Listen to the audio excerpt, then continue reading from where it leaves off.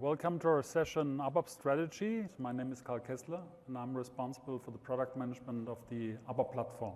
This is the usual disclaimer, I keep this short. Now, what can you expect in the next 60 minutes from me? We'll talk about the ABAP Platform in all of the different aspects, not only cloud, but cloud is definitely the most important infrastructure these days where most of innovations will go, but I will also clearly point out how we move on in the on-premise environment. And of course, it's important for you as the developer community, as ABAPers, I guess, how can you move your existing code into the new environments, whether it's an S4HANA, it can also be an S4HANA on-premise, it can be an S4HANA cloud, it can be the SAP Cloud Platform ABAP environment, so our platform as a service offering for the ABAP development community. These are all pretty important topics that you should be aware of. And we will certainly summarize all of the learning topics that are essential for you, how you can prepare for this big shift and big transformation that's about to happen pretty soon. And then certainly we will also touch the role of SAP Cloud Platform ABAP environment in detail.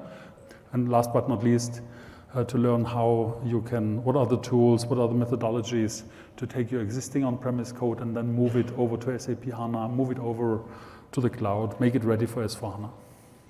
The major innovations, when we look at transformation to SAP S4HANA and all the suite of the products that were also present in the keynote of Jürgen Müller this morning, there's a high innovation speed required to really serve the SAP HANA and SAP S4HANA offerings for obvious reasons. I mean, Business Suite, the SAP Business Suite, where most of you probably are still active quite a lot, running on the classical SAP NetWeaver ABAP platform, is now in a stage where it's pretty stable and very installed on the one hand side, but certainly innovation is taking place elsewhere.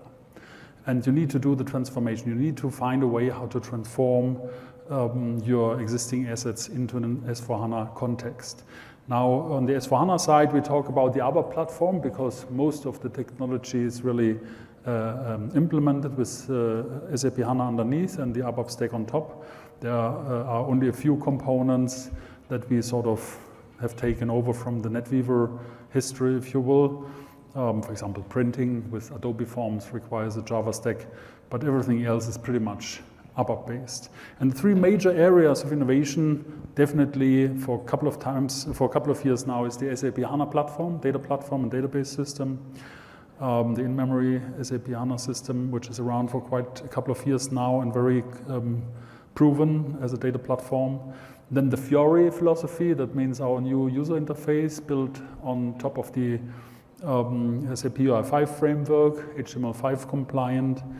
So the focus is really on how to develop Fiori applications that are cloud first in nature, but can also be run in an on-prem environment and optimally support this with the latest innovation of SAP HANA underneath, and then make your assets and make your extensions ready for the cloud. I think that was also an important topic this morning. Extension Factory. ABAP will also be part sooner or later in this Extension Factory. Currently, it was not yet listed on the keynote level because we have to do some homework here. But definitely, also ABAP will also be part of this extension story, and you can already use ABAP as a means to extend S4HANA Cloud, for example. Let's understand the release strategy because I think that's pretty essential for you to understand how we move forward. And we started this release strategy not just this year, 2019, but earlier on. Basically, we already announced it last year. And the story is, in essence, I would say quite simple. On the left-hand side, you see the classical solutions that are heavily installed in your landscapes, like the Business Suite, the NetWeaver hubs, NetWeaver add-ons you might use, and all of your custom applications that you have developed over the years. They run on the NetWeaver stack. And the latest version of the NetWeaver stack is the SAP NetWeaver 7.5. And we have, as you all know, we have added also enhancement packages, 751, 752. But the Business Suite still runs on the 7.5 version of the NetWeaver. What are we doing there? This code line, the NetWeaver code line, is basically in maintenance. We support this code line until 2025. That's the end of the mainstream maintenance for the Business Suite and for the NetWeaver hubs. And as a consequence, we are delivering improvements and also selected downports into this code line. But we stay on the 7.5x code line. We don't invent a new version or a new release for the on-premise ABAP deployments, let's put it that way. On the right-hand side, you see the 3 columns in the picture here, which are based on our innovation code line. That means we have one common innovation code line. We don't separate between the different solutions that are running on top, but we rather have one innovation code line. That's pretty important to understand. It's basically one ABAP kernel. We're not dividing the ABAP kernel into different versions, so to speak, but we have one kernel which delivers through which all of the innovations that are relevant for the stakeholders are delivered. And the most important stakeholders from an ABAP perspective are SAP S/4HANA on-prem. This is the column on the left. And then 2 cloud products. That's the SAP S/4HANA Cloud, which was also mentioned in the keynote. And our now, it's not so new anymore, our SAP Cloud Platform ABAP environment, the project Steampunk you might have heard of, which came out last year, initially in September. We have already a huge number of customers and partners using this platform. They are all of these solutions are based on the same kernel. But some of the capabilities are different. That means in an on-prem environment, in an S/4HANA on-prem environment, you can basically do everything which you were used to from the business suite. For example, doing a data dictionary append, or doing a body implementation, or doing some custom report, doing list processing, doing classical screen and WebDyn proposal. This is all supported. Even modification, not recommended, but it's supported also in the S/4HANA on-prem context. The strictest version is S/4HANA Cloud. No development is allowed here at all. The only thing that you can do is kind of an in-app extensibility. That means adjusting the layout, adding custom fields in a very narrow and context-driven sense. And then you have a side-by-side offering, which we call the SAP Cloud Platform. And now we have the SAP Cloud Platform ABAP environment that runs on top of SAP Cloud Platform, and that offers you a platform as a service experience. This is the most restricted in terms of API usage. That means you are not allowed to arbitrarily reference classical SAP repository objects like you were used to in the on-prem context. In S4, also in the business suite, you would use whatever data dictionary element, data element is there, or function modules, you would just call them, you would just refer to them. In the SAP Cloud Platform environment, ABAP environment on the right-hand side, we have a strict whitelist. That means only those objects which have been released by intention can be used in your programs. And the most drastic difference is, for example, table. By default, no table is a released object in the SAP Cloud Platform ABAP environment. And we introduced this approach to really do abstraction, to really foster the usage of core data services as the abstraction, as the API layer, so to speak, as the layer of released objects, and not drill down to the lowest, to the basically data dictionary table level layer.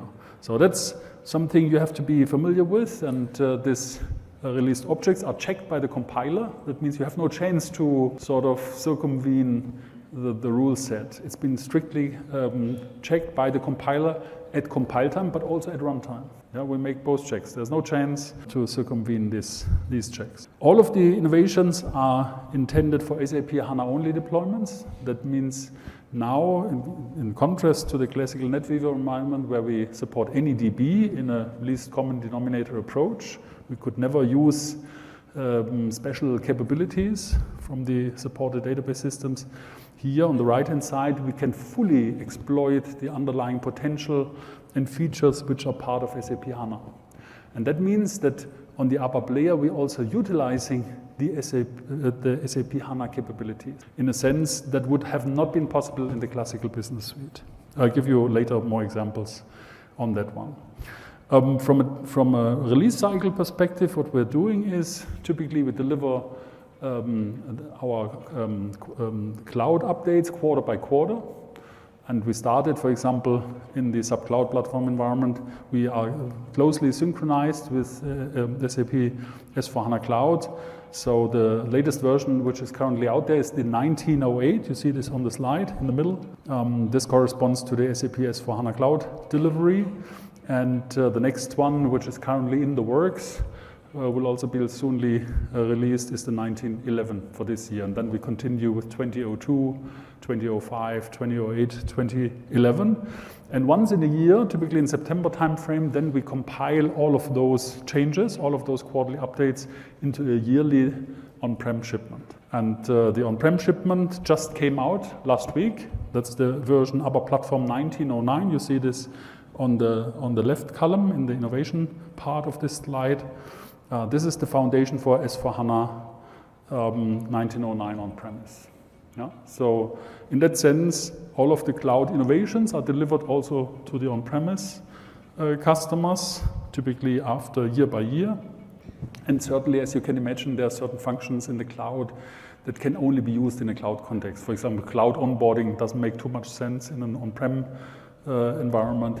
Then we very strictly would disable those functions and make them not available in the cloud context. Now, what changes for you? What changes for the ABAP developers out there? We saw different ideas or different approaches with extensions. So in the classical on-premise world, you're pretty familiar, I guess, with data dictionary appends and body enhancements, even modifications in your custom code. You see this on the left-hand side. So partially you're going into the SAP repository, partially you have built your Z programs, Z programs that make the foundation or that make up your custom extension. On the cloud side, we saw that if we are running S/4HANA Cloud, we have only one option to do some adaptation, which is called this in-app extensibility. And there, the rules are quite strict. You can only access the custom objects that have been released inside S/4HANA Cloud. We have the API hub that clearly defines what kind of APIs are visible from the outside world. We know exactly what kind of core data services are visible for the customer inside an S/4HANA Cloud version. So here's a screenshot that summarizes this kind of in-app extensibility. It even allows some coding. It's not just about doing a little bit of layout rearrangement and adding a field here and there, but you can even add also some logic, ABAP logic, but again in a very restricted fashion. Not everything what ABAP could express is allowed here. The compiler would really limit the logic, and you can imagine that you can do quite a lot of useful things with this kind of in-app extensibility, but you cannot cover everything. You cannot cover all of your extension needs. Now with our side-by-side approach, we're bringing now a new stack into the game. That means we offer what we call a platform as a service approach on the basis of SAP Cloud Platform. We have done this earlier with Java and Node.js, so Java and JavaScript. And starting last year, we also introduced ABAP. It's now out there with a couple of versions that have been delivered. We have strict APIs, a strict interface, as I mentioned before. And if you want to use this as an extension platform for the other existing solutions, like on-prem or S/4HANA Cloud, you always have a remoting in between. That's important to understand. That means from the cloud extension, you have to remotely call APIs, whether they are resided in S/4HANA on-prem or S/4HANA Cloud is of no matter. It's the only way how you can access, for example, master data. It's the only way how you can access artifacts that are managed in the SAP S/4HANA solution. That's kind of an additional level of complexity. It's also a kind of a extended discipline that you have to apply. That means, of course, it was easy in an S/4HANA on-prem to write a Z report. That's clear. Because you would simply access the tables like you would do in the business suite. That's no more allowed in the cloud context. That means you have to really make yourself familiar with the API approach, learn about the APIs, learn how to consume the APIs, etc. What are the most important topics that you should learn here at TechEd and also when you go home? You should have a strong focus on user experience, follow the Fiori philosophy, learn about the Fiori technology based on SAP UI5, I mentioned this, and at the core of our innovation activities resides the ABAP RESTful program model.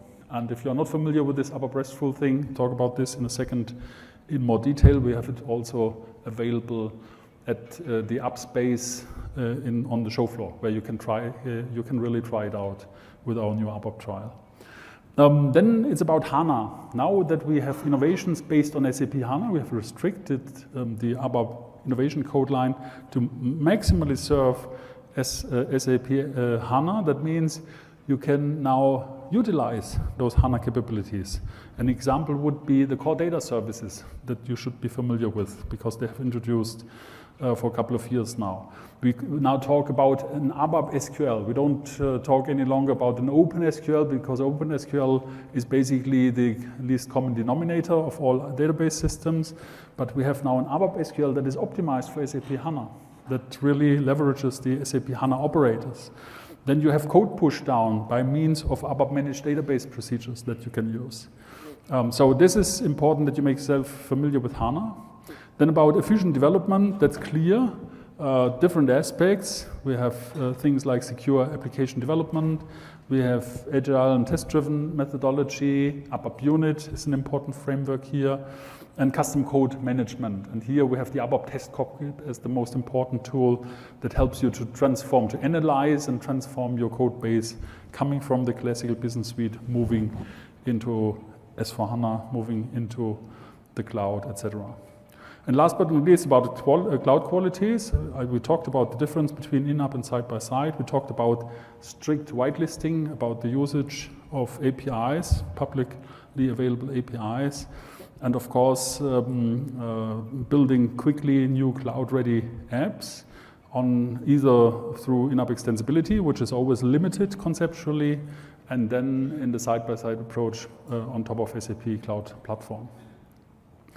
Now, you see a lot of new innovations are coming along, and that requires you as an ABAP developer were always familiar with working in a particular program model, whether it was the classical screen program model, the DynPros with SAP GUI, or whether it was the control philosophy that we used later, so using ABAP controls, or then we have invented ABAP DynPro as a very highly adopted programming model.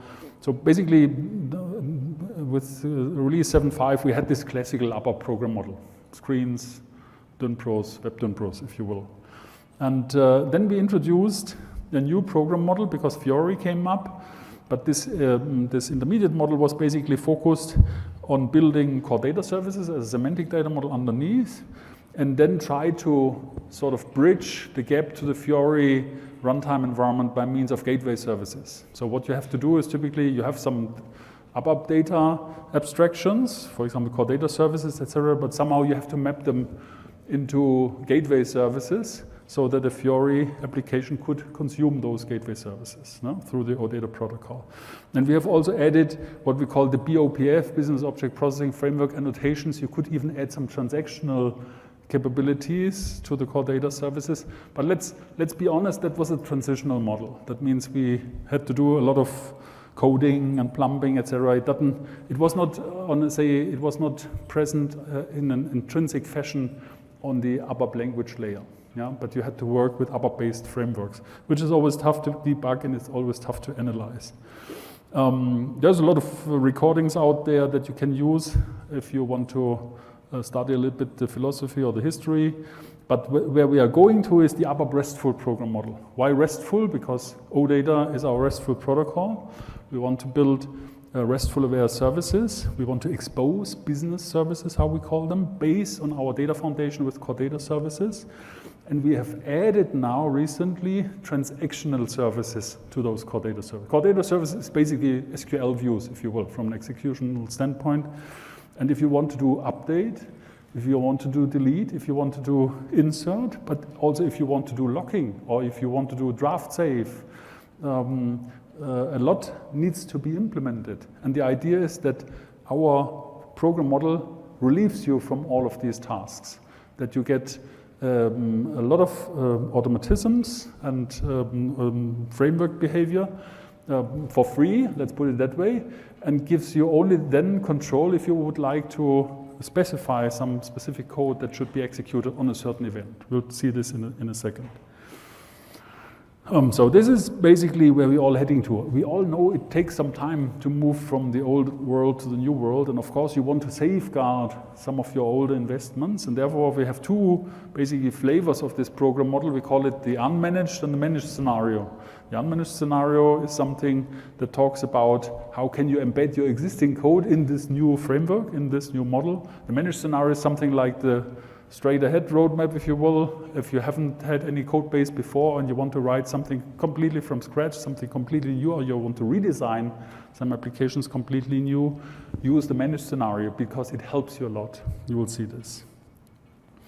And of course, we give you a large bunch of, so there are links behind a large bunch of program methodologies and recommendations how you should adapt your code moving forward, how you can prepare for this evolution so that you are prepared when the transition comes.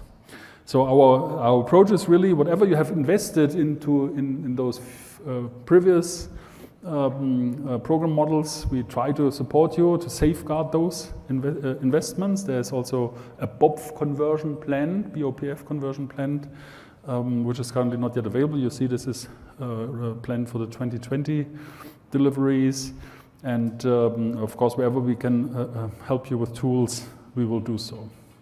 So the big picture of this RESTful program model from bottom to top is basically you start with data modeling. These are the basic activities, and you define, for example, you start with a CDS, core data services. For example, we have later a travel example where we have a core data service describing travel agencies, etc., and travel plans. That's the starting point, but this is basically a read-only model, if you will. And then you're adding transactional behavior, transactional capabilities like update, like insert, like locking. So you add behavior definition, and wherever needed, also behavior, ABAP-based behavior implementation. And you can use CDS, of course, for queries and for reporting. Then you have to specify what we call the business services provisioning layer. This is basically your application context. Imagine you have a data model which is complex with many different fields, maybe 100 fields and highly interrelated with associations, etc. On this business services provisioning level, you're always interested more in a projection because we have role-based user interfaces. Not every user wants to see all fields.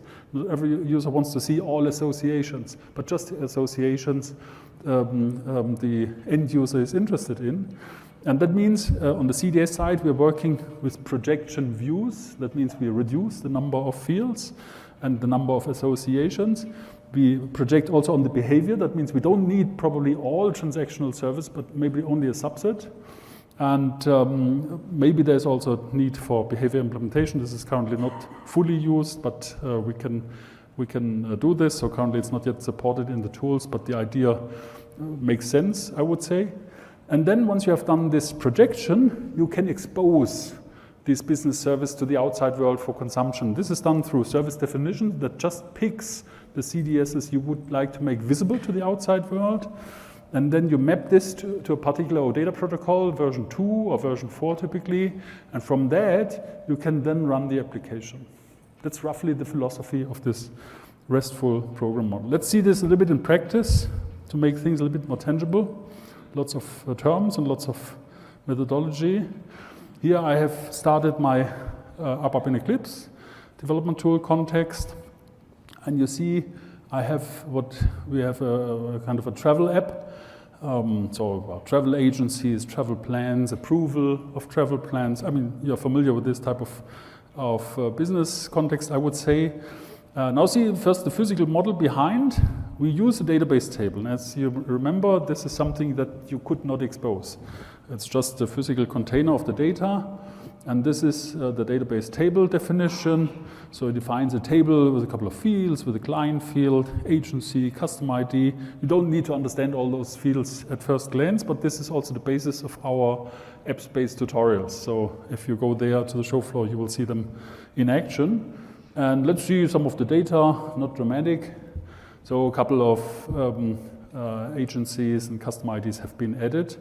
Now let's see how this is being abstracted in a core data service.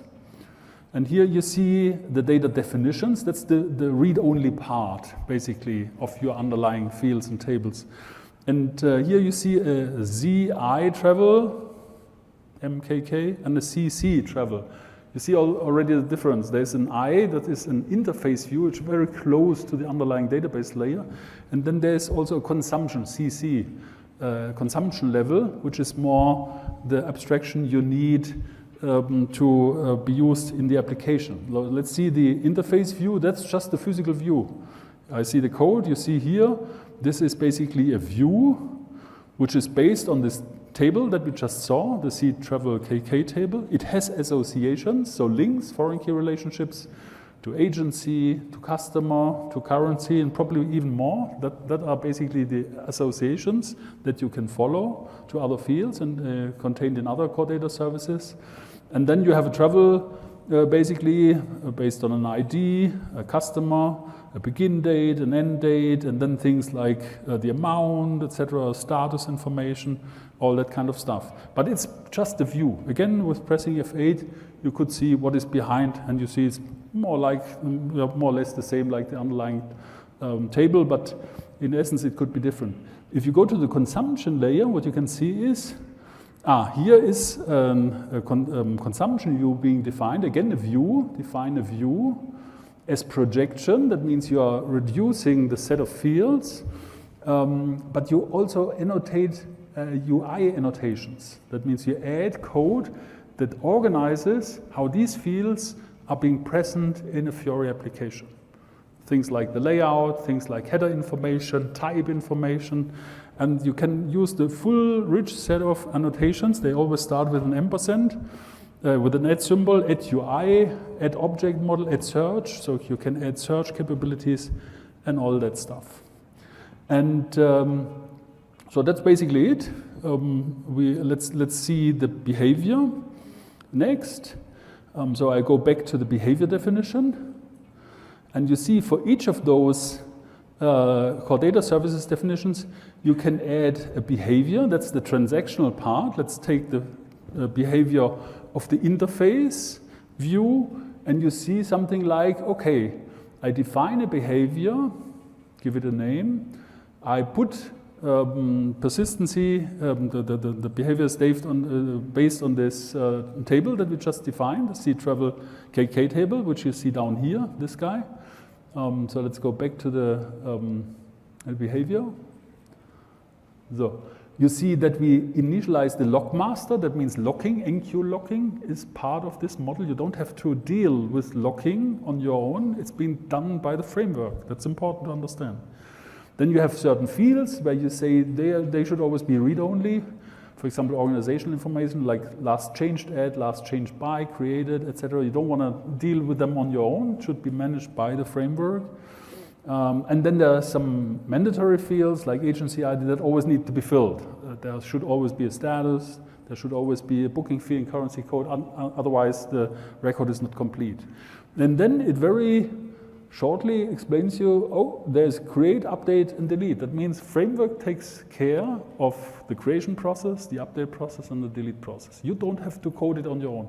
If you would use the unmanaged model, you would have to provide your own code for that.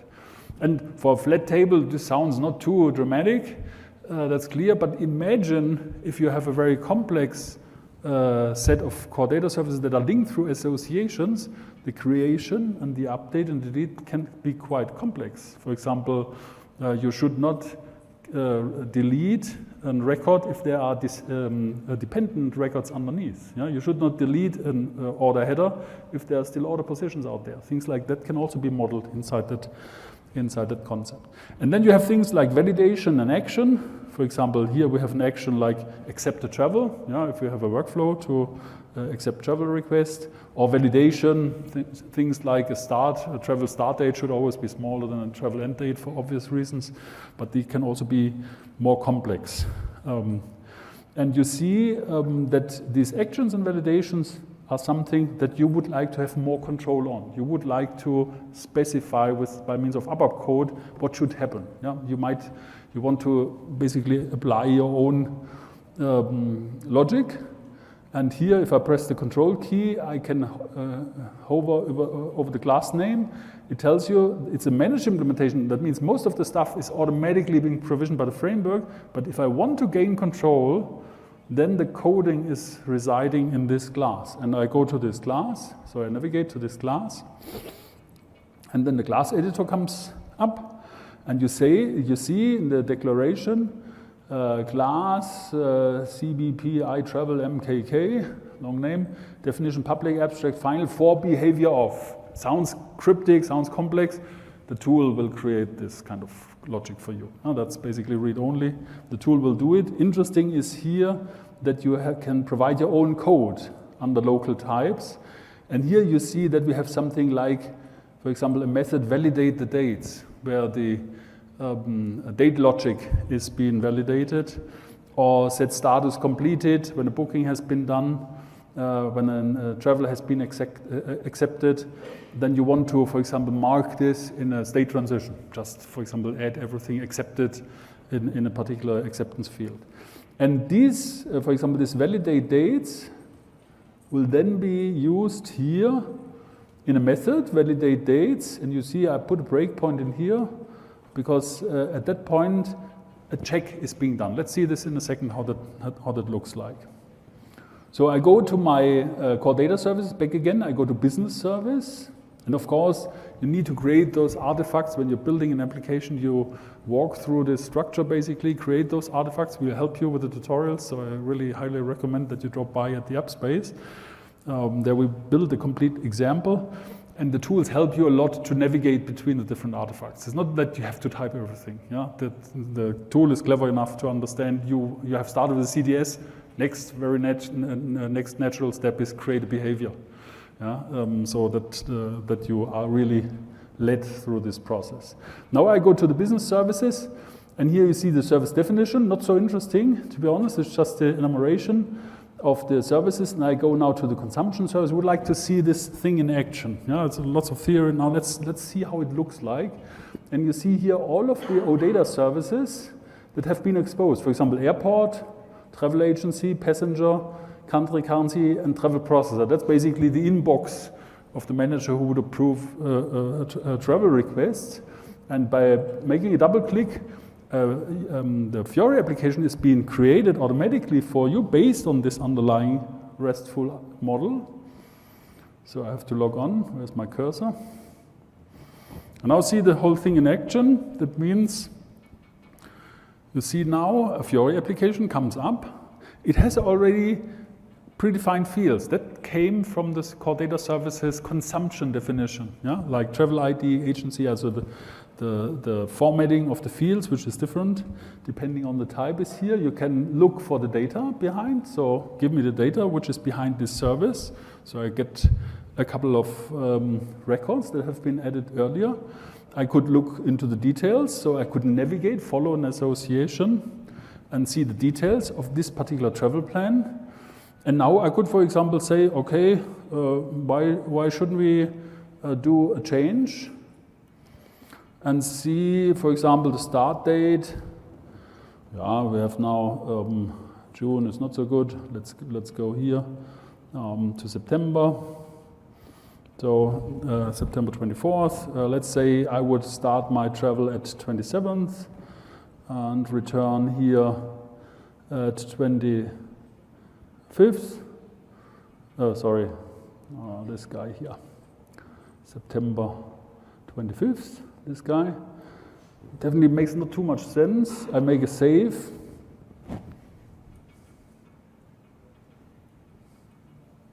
And then you come back to the development environment, and the tool tells you, oh, there was some breakpoint being set earlier. So you switch to the debugging. And now we are back in this method that was specified as validation for this for the date check. Validate dates, you see it here. Yeah? Validate dates, read entity, travel from value, standard ABAP code. And then I say, okay, let's do the next step here. Go over, read. Loop add. So loop statement, that's the logic, that's now implements the validation. And then it tells you if travel result end date is smaller than travel begin date, probably something is wrong. No? Should always be greater. No? So I say step over. Okay, this check, this validation was caught. Now some special handling should happen. I say resume. And if you go back to the tool, to the application, you get, begin date must not be after end date.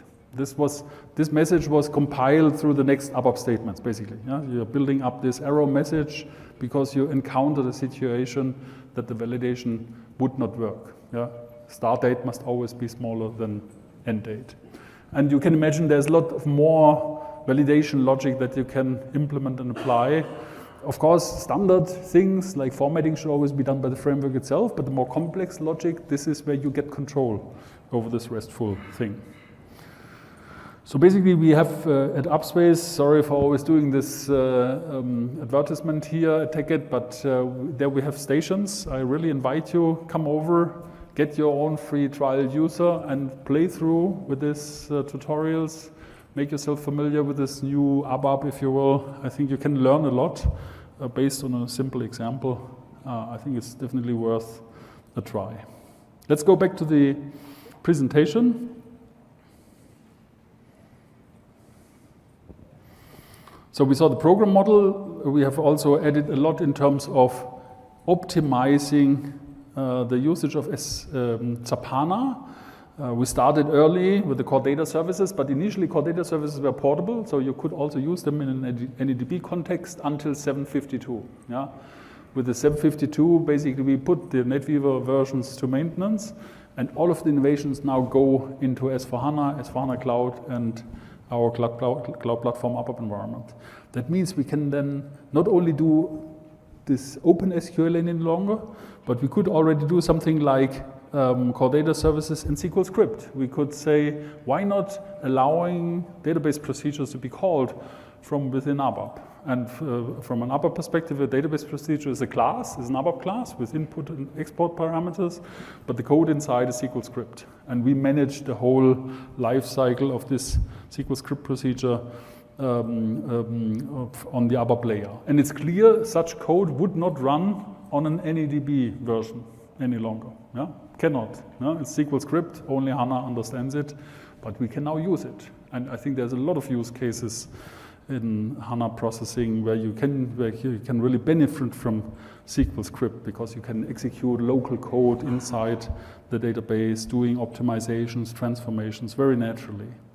And we are not stopping with that one, but moving ahead, there's a couple of other areas. For example, we introduced what we call SQL windowing and common table expressions. I can't go into all details here in this overview presentation, but I highly recommend visit the other sessions. I think it's the CAA 104 lecture, which goes into detail. There's also a hands-on session. And windowing is a kind of an aggregation without grouping, if you will. Now, that's basically the approach. And common table expressions are things that's like subqueries, that's like intermediate results that store tabular data that can then be used in more complex queries, roughly speaking. But have a look to those sessions where these things are exposed in more detail. Then things like, for example, hierarchies and geospatial support and tuning objects. So I think hierarchies is very natural. We have a lot of hierarchies in the SAP system, but they always had to be somehow implemented using predecessor, successor relationships, so very complex, partially recursive processing on tables, or you do the internal table approach. You put everything into an internal table, the hierarchy is modeled there, then you do upper processing, you write back the internal table that stores the hierarchy after you've completed your transaction. That was how we did it in the past. But now we can use the hierarchy functions of HANA. And HANA is quite fast and knows about hierarchies and has very efficient algorithms. And now, all of a sudden, we can use them directly as ABAP extensions, basically, as part of the ABAP language. And likewise also with graph. You heard this morning about Graph, SAP Graph is the big new announcement. Here we're talking about the graph algorithms of HANA. So it's related, it's not completely the same. I don't want to confuse you here. It's about, for example, calculating routes inside graph, finding a way through a complex graph, these type of things that can also be exposed now on the ABAP layer and can be used from ABAP developers. You see a large bunch of new, or geometry, geospatial data types where you can really locate, for example, where is a customer located, give me all of the suppliers in a certain circle. These kind of geometry functions, geospatial functions, are also natively implemented in HANA. Now we have them in ABAP at our hands. We could have waited for years to get this as an SAP SQL standard in an NDB approach. And I'm pretty sure the no standards committee would have been capable to convince all of the other database vendors to find something which is functionally equivalent. So that gives us this strong approach using HANA capabilities at the maximum extent on the ABAP layer. Now the cloud platform ABAP environment, I mentioned this topic is being addressed also. I think the lecture from my colleague Frank Jentsch is right after my session here. I'm not sure whether it's the same room. I think I don't have to give you all of the motivation. It's now there. We have good arguments to do it. It's huge customer base, enterprise readiness. We want to help you to transition to the cloud quickly. I would like to put the focus more on what is the architecture. Also, the architecture has not too much changed since the announcement of last year. We have the platform as a service offering. We run it on HANA. We have the whitelist. We integrate with the cloud platform services. We use the cockpit to provision the systems. We use ABAP tools in Eclipse that you just saw for development, and we are using Git as a means to export and import code between this environment and the outside world. And we have introduced now also all levels of connectivity to existing solutions. This is what you see on the right-hand side. We can connect to cloud solution, most notably, of course, the S/4HANA cloud. We can expose services out of the environment as web APIs that someone else could consume. And we can connect to your on-premise landscapes through the Cloud Connect. This has all been enabled through the course of the last versions. Let me, for the sake of time, go quickly over this slide. We talked about decoupling of custom code from SAP application code. So that's basically the side-by-side philosophy, and you have to do remoting between your side-by-side extension and the backends. We talked about adopting this new program model to really build your foundation on top of core data services using the Fiori technology. You want to get rid of the unused and unsupported ABAP functionality. We have a large bunch of statements which are not cloud ready. Imagine the famous file transfer. File I/O is not supported in cloud. Doesn't make sense. There's deprecated statements, and I probably have not yet mentioned that, for example, DynPro and SAP GUI is not supported in the cloud platform ABAP environment. So if you have screen processing, you have to get rid of these type of things when you move to cloud. You can leverage the cloud platform service that we just saw. All of the deployment and all of the life cycles being managed by us. We do the provisioning of the systems. We do the hot fixing of the systems. We do the quarterly upgrade in a very small time window based on our SLAs. So you don't have any more life cycle obligations, so to speak. And of course, we want to nurture and build up a partner ecosystem for that. Now, we set up an early adopter program and wanted to learn what customers do with this new environment, and we learned 3 things.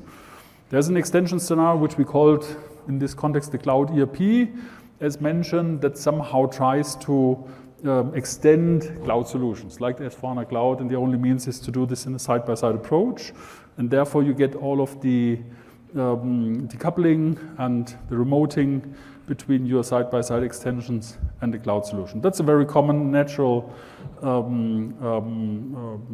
approach, architectural approach. And with the announcements that we heard in the keynote today, adding also analytics, I'm pretty sure that we'll have such use cases quite often.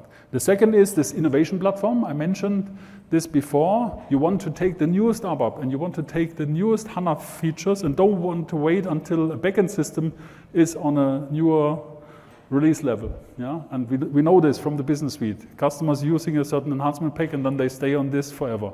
Or they use a certain S4 version, S4 on-premise version, and they stay forever. And with our platform approach, platform as a service approach, you always get the newest capabilities in a compatible fashion. Therefore, we need the whitelist. That means the new innovations that are part of ABAP, like the hierarchies, you can use them right away. You don't have to wait until the backend system knows about hierarchies or the geospatial algorithms and data types. So as an innovation platform, that's the second scenario. And the third scenario also pretty often is kind of the cloud platform ABAP environment serves as an integration hub or as a hub. Integration hub is probably a little bit big word, but it's a data hub, it's an integration thing that allows you to couple systems, for example, that come from your on-premise environment. You can expose services for consumption in other solutions. That would be this web API approach that you see here on the bottom. So you have basically a decoupled extension to one or multiple systems. And this case is quite often. We saw this in partner scenarios where a partner has a certain service he wants to provide to his customers. So he writes the service, exposes it as a web API, and then customer systems can connect to such a hub environment. So quite a useful use case. Here's the roadmap. Won't go through all of these nitty-gritty details here. What you can see is there's a continuous stream. So we have delivered the 1905 version. We have delivered the 1908 version. We're currently finalizing the 1911 version, which comes out in September. And we already have a very clear perspective what comes with 2020. And you see categories like the ABAP RESTful program model is always present. We have a continuous innovation stream using the RESTful program model. We're looking at the language. We're looking at connectivity and security, certifications, all that. It's all important. You all need them. And our approach was basically roughly, for example, to add all of those capabilities which were not present in the first version. Dynamic programming, pretty important. Dynamic creation of classes, dynamic SQL, dynamic internal table processing has now been added to the platform step by step. We could not do this in one step because we had to make sure that the infrastructure is clever enough to find the violations. Yeah? So if you just enable, then you're not done. And then because some clever coder could then do a dynamic SQL against an SAP standard table, which is not allowed. Yeah? So we had to make the infrastructure more intelligent, let's put it that way, so that they can discover not only during compile time, but also during runtime that something is going wrong and that we can stop the transaction if a violation occurs. So adding dynamic capabilities, so that, for example, in 1911, we'll then also look at the runtime type information, RTTI. Of course, we are also working on a partner model. I won't go into the details here in this session, but my colleague Frank Jensch in the Cloud Platform Overview session will explain you what kind of partner infrastructure we are setting up. We do a lot in terms of development tooling. Git push is currently on its way. We're looking all of the reuse frameworks like the job management, change documents, parallel processing that is currently in the works. And we have already added a lot of capabilities with the previous versions. Just read through all connectivity with backend systems, security, certifications, ISO certifications, etc. So it's really a strong stream of innovations that's currently happening. And in 2020, we will look at the partner model, RESTful program model, focusing also on V4, draft support, and much more. Please read through. If you have questions, please approach our colleagues here on site. They can give you further information. We're coming to the end step by step. I'm very happy to announce, it was not part of the keynote, unfortunately, probably too small. But I think it's important for you and for the development community out there. We have now also a trial offering in SAP Cloud Platform ABAP environment that was heavily requested already last year. Here is the trial address, and you can navigate to this beast. So let's go here. Cloud Cockpit. So that's the standard trial entry page. And what you can do here is then go to your Cloud Foundry trial. It's limited by 90 days. And then you go to your trial sub-account, which you see here. So that's the pardon? It doesn't show up, I'm sorry. Wait a second. That's due to the slideshow, exactly.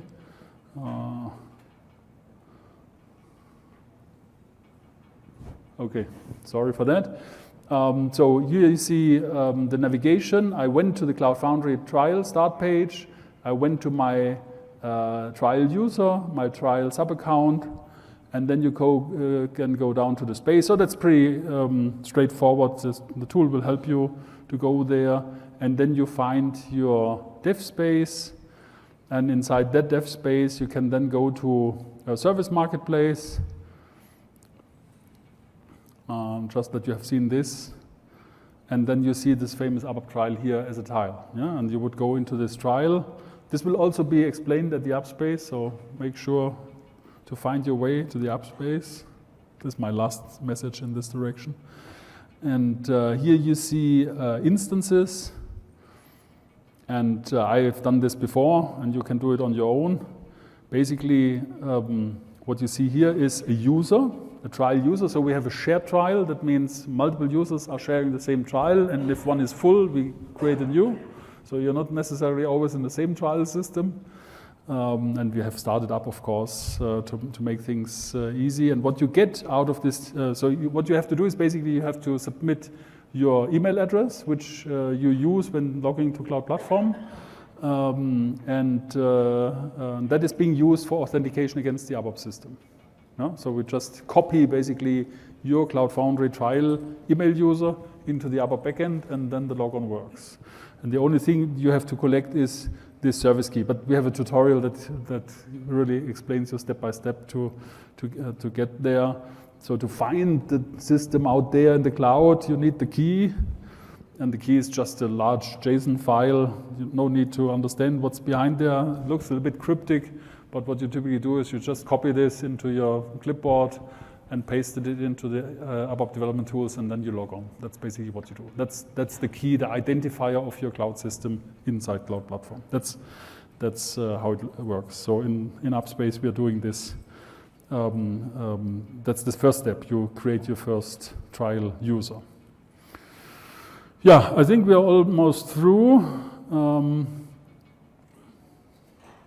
Let's sum it up. Let's summarize. So we have seen those slides. Go back to here. How to transform your code. So I keep this one short. There's also plenty of more detailed sessions out there. You saw about the different options that you can do to extend and transform your code.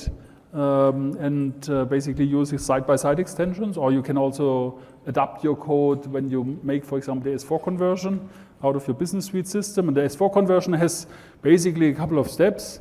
It has a preparation phase, which starts with a maintenance planner, and where you can prepare your custom code, and then it comes with the realization phase, where you start the software update manager doing the real upgrade, so to speak, or the real system conversion, and then some post-conversion steps like functional adaptation and optimization. We have tools for each steps.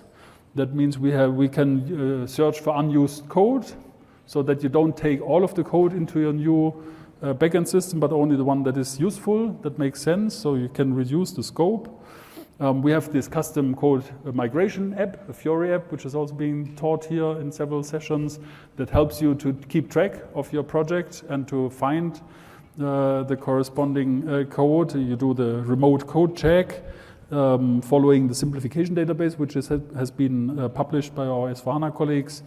And you use this Fiori app for analysis. And once you have done the system conversion after the SPDD, SPAU transactions, you would go then to your Eclipse environment, and whatever has been prepared could then be quick fixed inside the tools. So for standard cases, for example, the famous sorted by, which you sometimes have to add for HANA, can be added by a quick fix rather than typing something in. The system is clever enough to understand what are common adaptation scenarios and patterns, and then helps you to quickly solve some of the very obvious adaptation efforts quickly for you. And finally, you do performance tuning. So this process is pretty much guided, and we have a couple of more detailed sessions out there. So summary, I think the application server, the ABAP Platform, is the proven environment for our ERP portfolio. ABAP Platform is the foundation for S/4HANA, for Fiorian Cloud, and our new kid on the block, Cloud Platform ABAP environment, offers a platform as a service for innovative cloud apps. I really invite you to use each and every opportunity to learn about those tools and solutions. And other than that, I wish you a successful experience, and thank you very much for your attention.